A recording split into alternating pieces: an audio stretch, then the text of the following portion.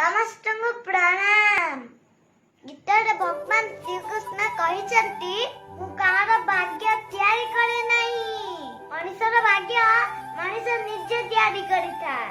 ତୁମେ ଆଜି ଯାହା କରୁଛ ତାର ଫଳ ତୁମକୁ କାଲି ମିଳିବ ଏବଂ ଆଜି ତୁମ ଭାଗ୍ୟରେ ଯାହା ଅଛି ତାହା ପୂର୍ବର କର୍ମ ଫଳ। ସେଥିପାଇଁ ଜୀବନକୁ ଉପଭୋଗ କର, ନିଜେ ହସ, ସମସ୍ତଙ୍କୁ ହସାଅ। ହସେଇ ନ ପାଇଲେ କନ୍ଦେଇବନି, ଭଲ ନ ପାଇଲେ ଘୃଣା କରିବନି, ଖୁସି ନ ଦେଇ ପାଇଲେ ଦୁଃଖ ଦବନି, ସାଥୀ ନ ହେଇ ପାଇଲେ ଶତ୍ରୁ ହବନି। ଆମେ କିଛି ନେଇକି ଆସିନେ କି କିଛି ନେଇକି ଯିବାନି, ବାସ୍ ସମସ୍ତଙ୍କ ସହିତ ଭଲରେ ହସ ଖୁସିରେ ଜୀବନ କାଟିବାକୁ ପଡିବ। କାରଣ ମଣିଷର ନିଶ୍ୱାସକୁ ବି ଜଣା ନଥାଏ ସେ ଫେରିବ କି ନାହିଁ।